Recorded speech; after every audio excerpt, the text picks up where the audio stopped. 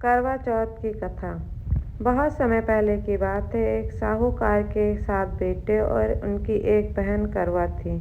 सभी सातों भाई अपनी बहन से बहुत प्यार करते थे, यहाँ तक कि वे पहले उसे खाना खिलाते और बाद में स्वयं खाते थे। एक बार उनकी बहन ससुराल से मायके आई हुई थी। शाम को भाई जब अपना व्यवसाय बंद कर घर आए तो देखा उनकी बहन बहुत व्याकुल थी।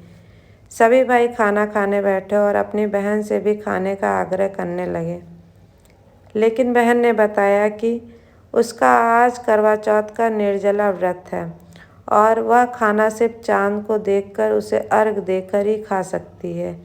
चूँकि चंद्रमा अभी तक नहीं निकला है, इसलिए वह भूख प्यास से व्याकुल हो उठी है। सबसे छोटे भाई को अपनी बहन की हालत देखी नहीं जाती और वह दूर पीपल के पेड़ पर एक दीपक जलाकर चलने की ओट में रख देता है। दूर से देखने पर वह ऐसा प्रतीत होता है कि जैसे चतुर्थी का चांद उदित हो रहा हो। इसके बाद भाई अपनी बहन को बताता है कि चांद निकल आया है, तुम उसे अर्घ देने के बाद भोजन कर सकती हो। बहन खुशी के मारे सीढ़ी पर चढ़कर चांद को देखती है, उसे अर्घ देकर खाना खाने बैठ जाती है। वह पहला टुकड़ा मुंह में डालती है तो उसे छींक आ जाती है। दूसरा टुकड़ा डालती है तो उसमें बाल निकल आता है और जैसे ही तीसरा टुकड़ा मुंह में डालने की कोशिश करती है तो उसके पति की मृत्यु का समाचार उसे मिलता है। वह बौखला जाती है। उसकी भाभी उसे सच्चाई से अवगत कराती है कि उसके साथ ऐसा क्यों हुआ। करवा चौथ का व्रत गलत तरीके से टूटने के कारण देवता उससे नाराज हो गए हैं और उन्होंने ऐसा किया है। सच्चाई जानने के बाद करवा निश्चय करती है कि वह अपने पति का अंतिम संस्कार नहीं होने देगी और अपने सतीत्व से उन्हें पुनर्जीवन दिलाकर रहेगी।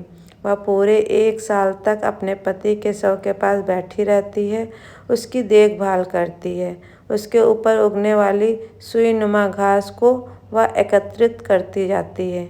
1 साल बाद फिर करवा चौथ का दिन आता है।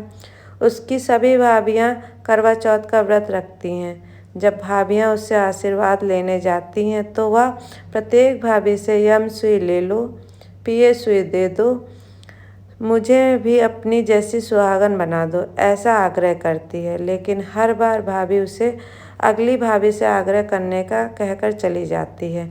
इस प्रकार जब छठे नंबर की भाभी आती है तो करवा उससे भी यही बात दोहराती है।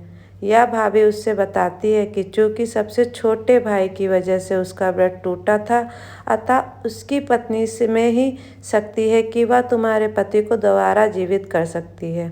इसलिए जब वह आए तो तुम उसे पकड़ लेना और जब तक वह तुम्हारे पति को जिंदा न कर दे, उसे नहीं छोड़ना।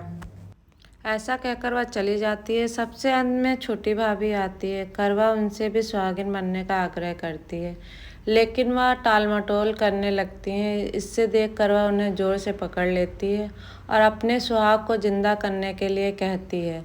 भाभी उससे छुड़ाने के लिए नोचती है, खसोटती है, लेकिन करवा नहीं छोड़ती।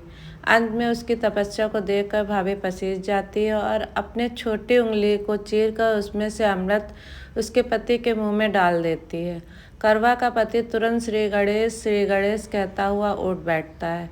इस प्रकार प्रभु कृपा से उसकी छोटी भाभी के माध्यम से करवा को अपना सुहाग वापस मिल जाता है।